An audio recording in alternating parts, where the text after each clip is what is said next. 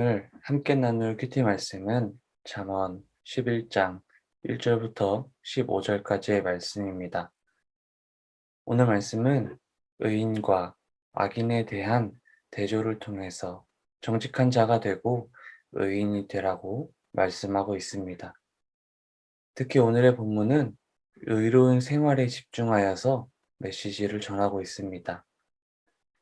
즉, 잠언서 전체의 주제를 보자면 지혜를 말하고 있는데 이 지혜란 인간의 삶에 대해 통달하는 것을 뜻하기도 합니다.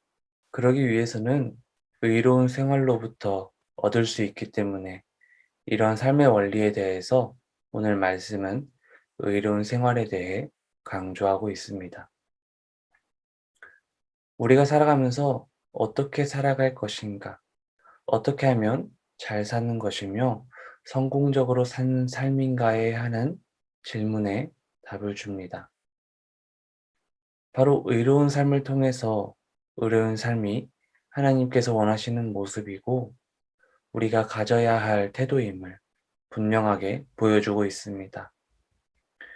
왜냐하면 이 세상은 질서 없이 우연히 무언가 이루어지고 이어져 가는 것이 아니라 하나님께서 통치하시고 하나님께서 역사하심으로 모든 일들이 하나님의 삶의 원리를 통해서 이루어져 있기 때문입니다.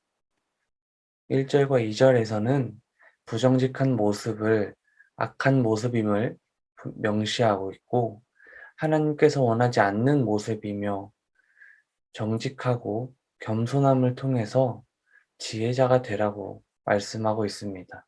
이어서 3절 말씀에는 정직한 사람들이라 함은 구부러짐 없이 솔직하고 고든 성품을 가진 사람으로서 도덕적으로 흠잡을 곳이 없는 사람을 말하는데 정직한 자의 성실함을 통해서 의인이 되어 자신에게 대로가 되어준다고 말합니다.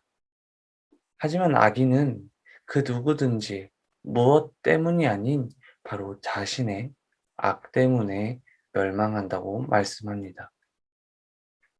하나님을 경외하지 않고 교만한 사람은 진노하시는 날에 하나님의 심판을 받게 되며 구원의 소망이 없게 되지만 겸손한 자는 지혜를 얻고 정직하며 공의를 추구하는 사람이 되므로 하나님 안에서 구원을 얻게 됩니다.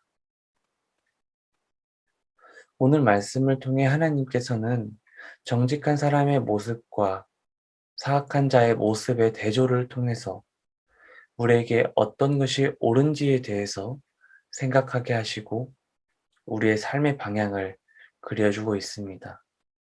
오늘 말씀은 어떻게 보면 너무나 당연한 일들을 적어 놓은 것처럼 보일지도 모르겠습니다.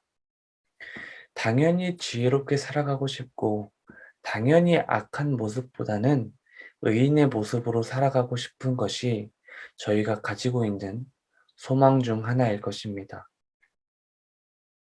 오늘 말씀을 통해서 하나님께서는 의인의 모습을 말씀을 통해 분명하게 기록하여 보여주고 계십니다. 우리의 길이 되시고 생명이 되시는 하나님께서는 우리에게 오늘도 하나님의 의를 따라서 우리도 의로운 삶으로 살아가기를 힘쓰기를 원하십니다.